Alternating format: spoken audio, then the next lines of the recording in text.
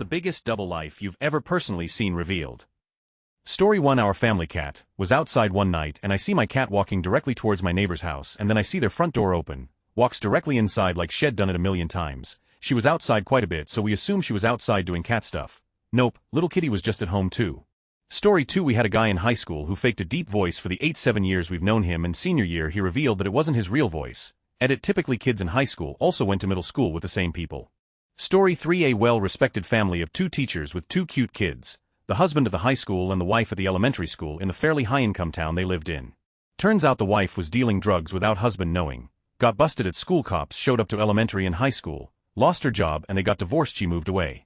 Story 4. Guy I used to work with. He lived in a small country town with his wife and 3 kids. When he was fired from his job where I worked he could only find something at his level in the big city 2 hours away, so he would go to work in the city Monday to Friday, and home to his wife and kids on the weekends. This went on for years. It came out about 5 years into the arrangement that he wasn't living in the small crappy city apartment as he said, he was living with his girlfriend, and their 2 kids, so he had a wife and 3 kids, and a girlfriend with 2 kids all his. Apparently the girlfriend knew about the wife, but the wife had no idea about the girlfriend. And his 3 country kids had 2 younger siblings that they knew nothing about. It of course blew up spectacularly. The wife kicked him out and he went to live with the girlfriend. 6 months later she was sick of him and kicked him to the curb too. So now he pays child support for 5 kids to 2 different women and is actually living in that small crappy apartment. Edit, posted in response to a comment below. The on him must have been huge. I mean it was in the city not the little country town, but the city isn't that big. Eventually someone who knew him kids was going to run into him with the girlfriend, or in a place he isn't supposed to be or just something. I actually can't remember how he got outed. I think the wife went to visit the small crappy apartment and found the other woman there. I got my info through small town scuttlebutt, so I could be wrong. Story 5. I worked with this guy once who was known for his stories. No matter how loose the connection was, he'd find a way to turn anything into a personal anecdote of a thing he'd seen or done before. All of them were interesting. The first time he'd lived an interesting life. Grown up in America, moved to Australia in his early 20s, worked in a lot of really cool places over the years, but it wasn't long before he started repeating the same stories over and over again. I worked with him for just over 3 years, so it got pretty ridiculous.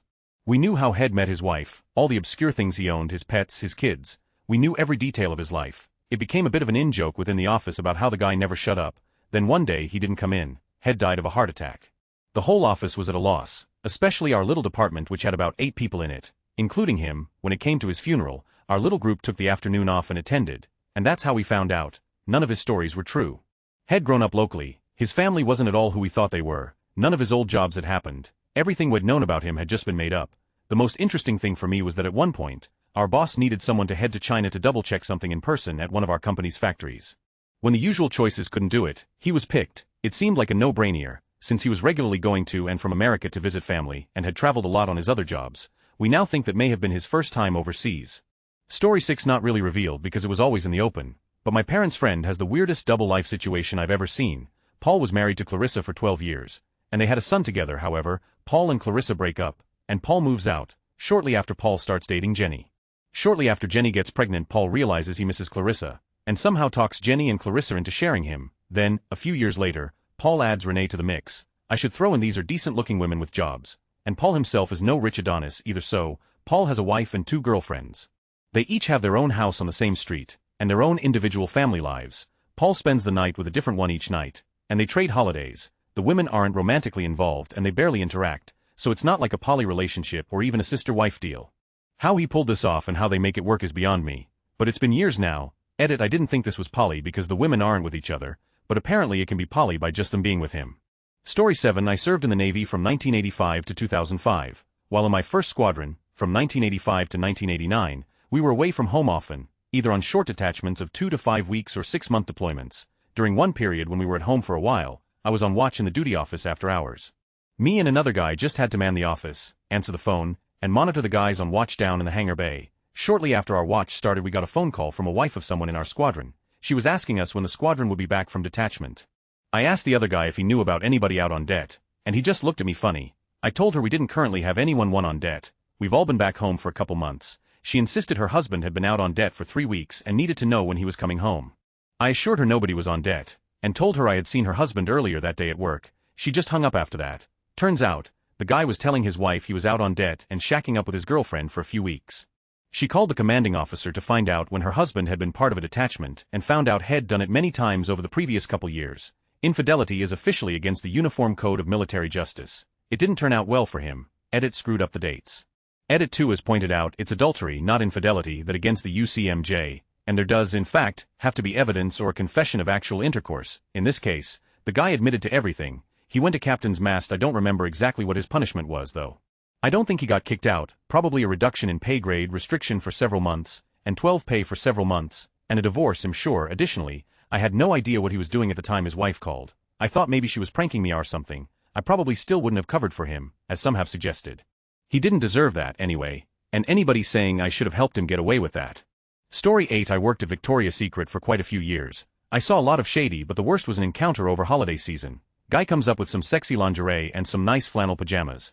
Asks them to be bagged separately and for separate gift receipts in the bag. Easy enough for the new cashier in training, I think, so I leave to assign breaks. Few days later he comes back raging. Just screaming and cussing everyone out. Turns out the new cashier mixed the gift receipts up. Wife found out about mistress. There really was no fixing that situation, considering the dude was just in general, and I had no desire to make the situation right, so I just called security and went about my day, ETA, to answer some of the questions. We always ask if they need a gift receipt around the holidays. VS isn't exactly the easiest place to shop at.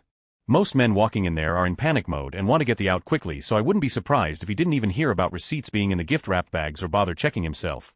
The package was gift-wrapped, so most wouldn't open it back up, I'd assume.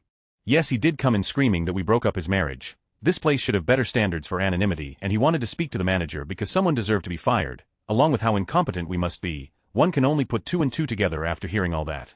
The cashier did not do it purposely, since she was crying for her entire break over how bad she felt, but I do agree she did that wife a solid. I can't give reasons out for his stupidity, but sorry for leaving out so much background. Also, hey husband redditing in the other room who stumbled on this thread, huh?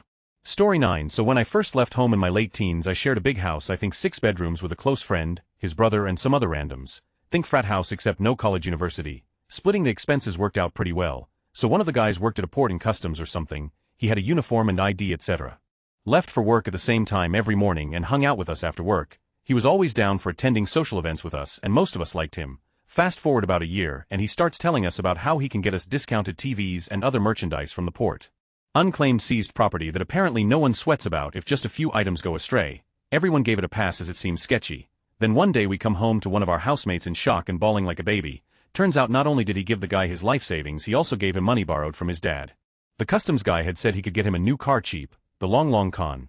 Turns out the guy doesn't work at the port. The name he gave us doesn't exist, and we have no idea how he spent his days or came up with his share of the rent bills. Still creeps me out a little knowing I lived with a stranger for so long.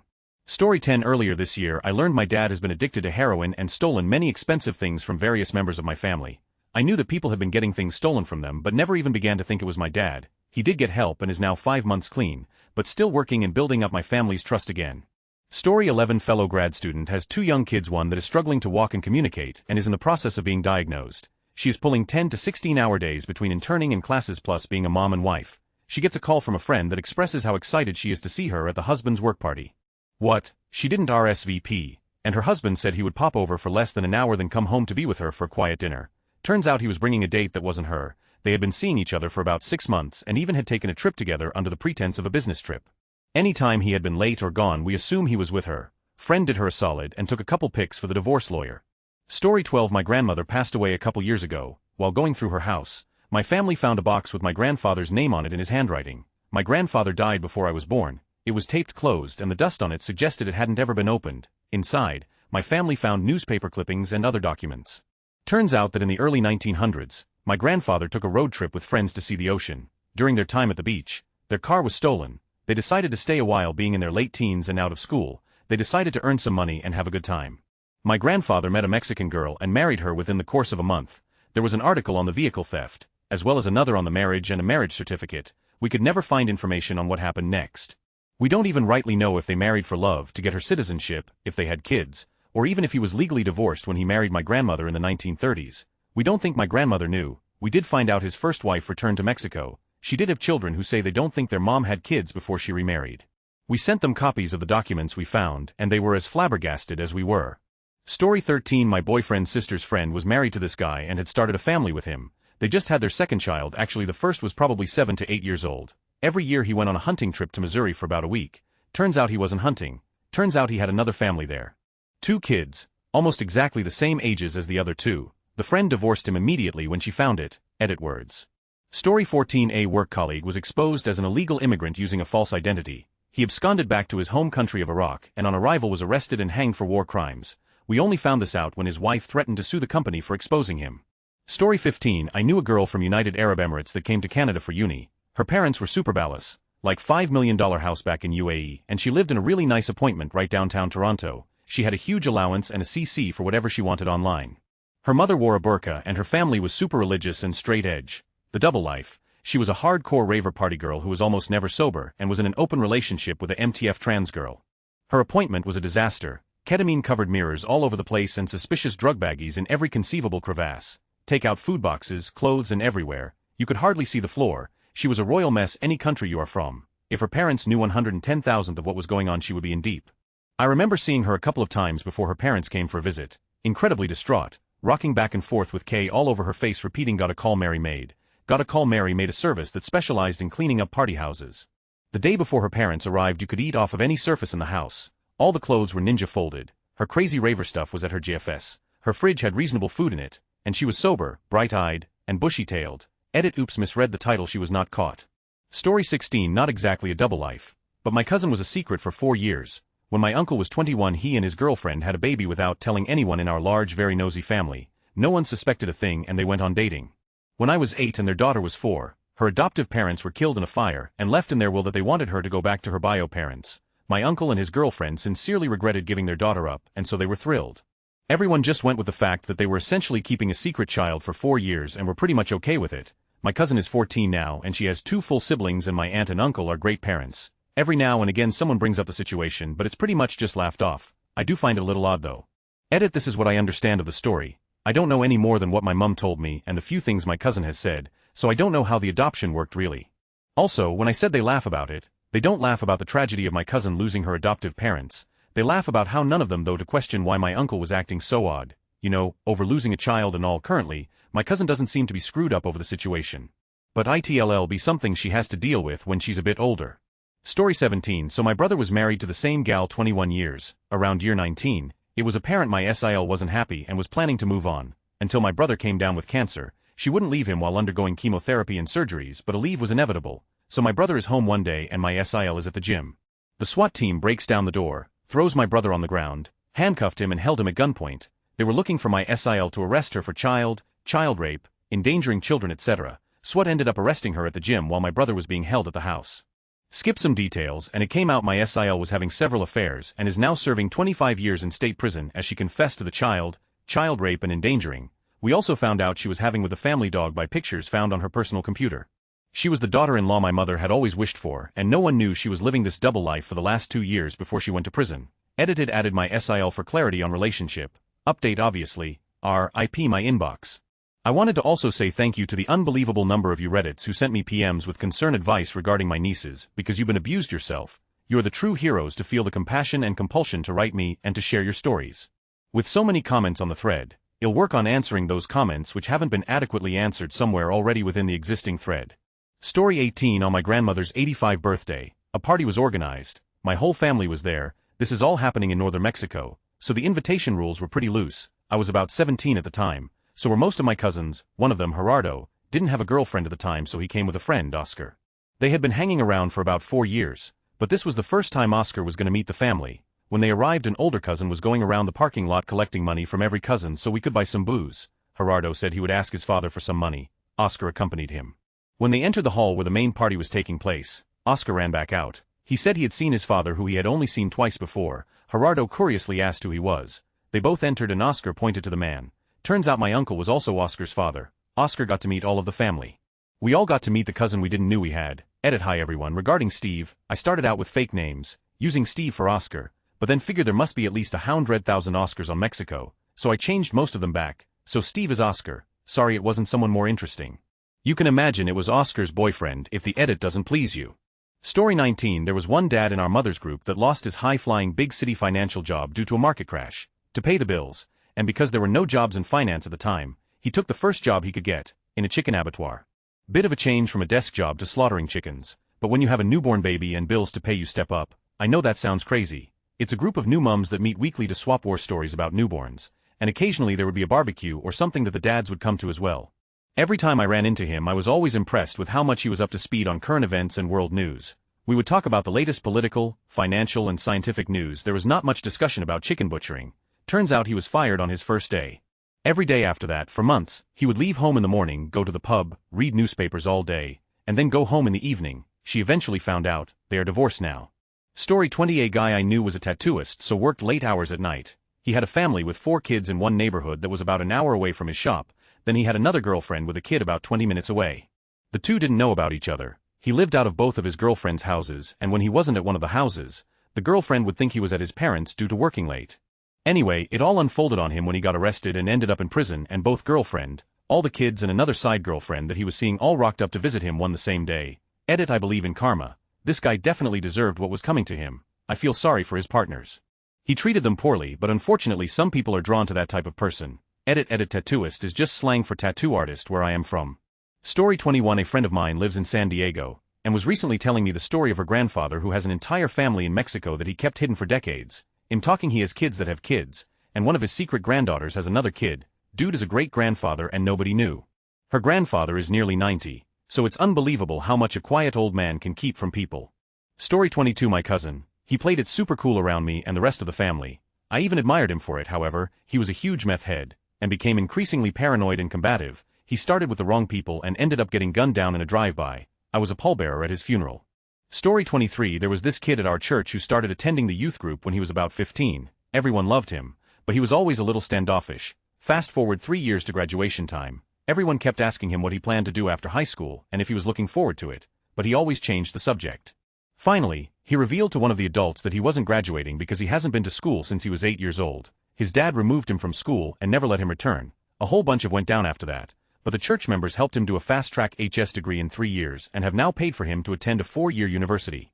Story 24. In one of my previous jobs a few years ago, we hired this guy who turned out to be a really good partner, worked hard, never complained. After about a year and a half of working with him, I get called into the office. He's there with the manager, assistant manager and 2 beefy guys in normal clothes with the exception of earpieces. He wanted to say goodbye to the bosses and I and explain why he had to leave the company. Turned out he was the son of some leader in his country and they had to relocate him. An opposing faction found out he was in our state and would have kidnapped him for leverage. Story 25. I knew a guy who was so in love with his girlfriend. He's almost be moved to tears whenever she was away. Now, I'm not sure how healthy that is to begin with, but he was head over heels and worshipped her in every way. He was also an addict, having nightly encounters with internet with strangers. At first our group of friends saw him as a cheating, but the more we learned about it, he literally sleeping with anyone he could, which included women, men and transgender partners. He was truly an addict. Story 26. Not sure if this counts as a double life exactly, but my mom's a total sociopath, and got away with presenting herself as this total hippie mother-ill do anything for my kids person till I was 23 or so. At which point I found out she was stealing my identity, forging my checks, and then me and my sister realized that my dad who'd recently divorced her wasn't lying when he said she'd run up crazy credit card bills, cashed out his retirement account, filed false tax returns to cover it.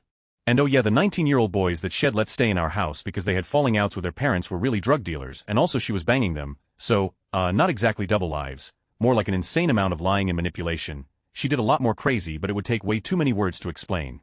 Cut her out of my life a decade ago, was shitty for a while, all good now. Story 27. A local pastor in Florida gave me private marriage counseling many years ago. He was pious and godly, and I respected him very much. He insisted that the sanctity of marriage demanded that I make sacrifices of some of my desires, and that God would reward me later in this life and marriage for those sacrifices.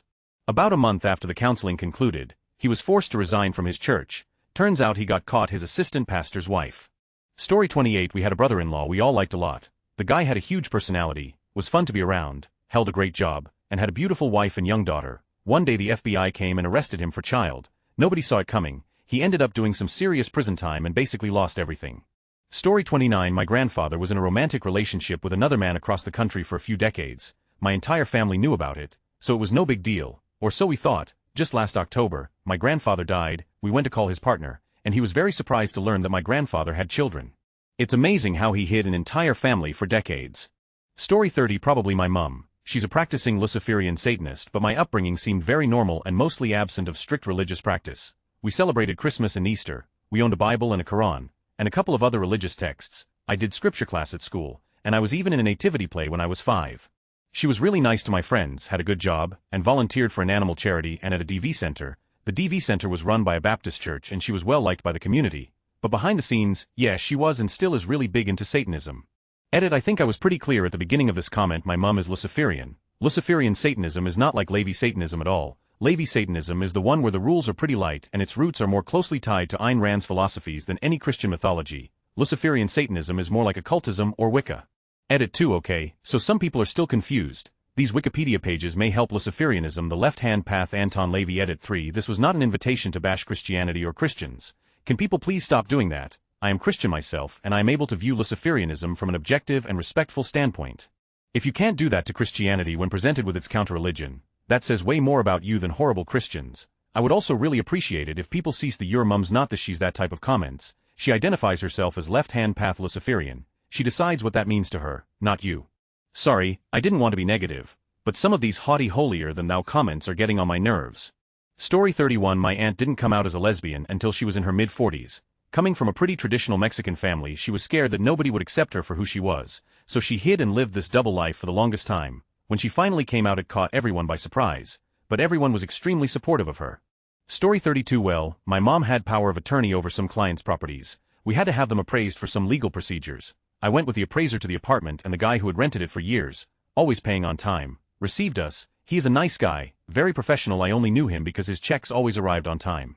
He is also a lawyer. I'm pretty sure I know his daughters. He lives in a nice neighborhood and all. He greets me and the appraiser and, looking a bit nervous, opens the door for us. And he had turned that apartment in a dungeon. I then understood why I was delegated to oversee the appraisal. This guy had had a mistress, a second family, for like 10 years and had a double life that apparently only me, my mom and her client knew about.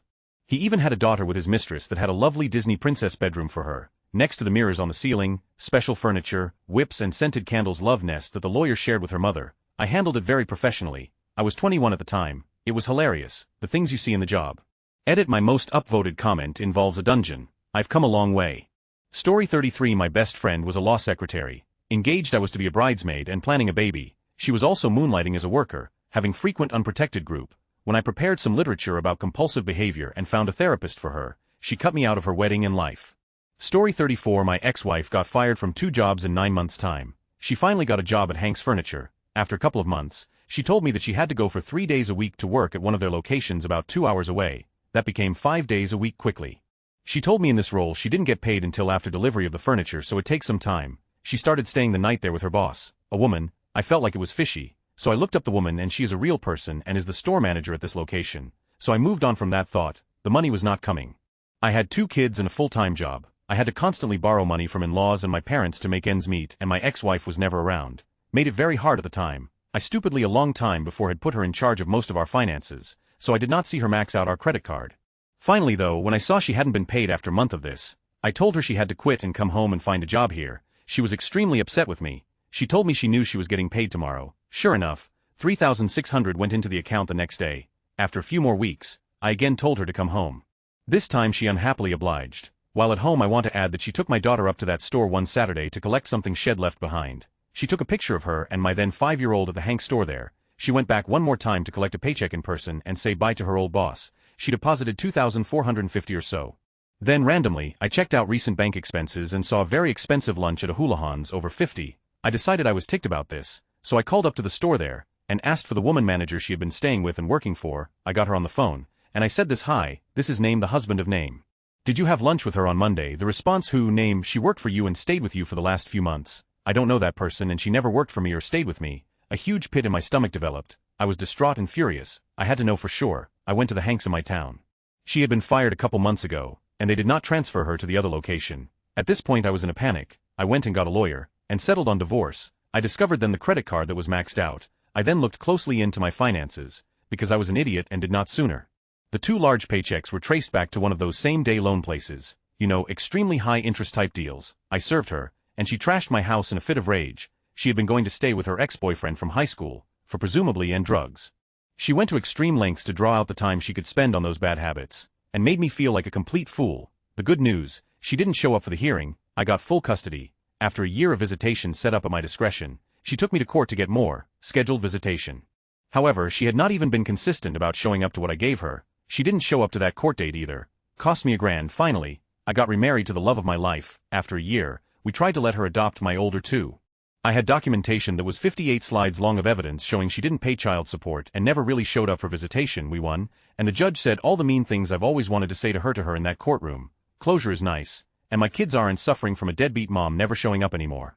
Story 35. My best friend was an aspiring stand-up and a master at punching up in his comedy. Head rail against German engineers for failing to put turn signals in their BMWs. Tiger Woods was a favorite target of his for being an infamously bad tipper. Did you hear the latest? Tiger blows $60K on a threesome, then totally stiffs the Perkins waitress over those 3 eggs over easy. He did open mics at a cash-only joint, so if a patron left without leaving a tip, Head ripped the cheapskate a new one. What did you drink there? An old-fashioned. Really, isn't that what Don Draper drinks? So you can afford to pay for cable TV, but you can't afford to tip the waitress $1. Anyways, we were walking down the Ave one afternoon with a couple of other friends looking for a place to eat. As luck would have it, our favorite hole-in-the-wall restaurant didn't have the usual line snaking outside. We all wanted to grab a table, but he was hesitant. No one could figure out why. The place was famous in the area because the waitresses would chase you down the street if you didn't tip, which our friend turned into a bit, suggesting they didn't go far enough and a summary execution would be more in line with such behavior. We outvoted him though and soon found out the reason for his trepidation.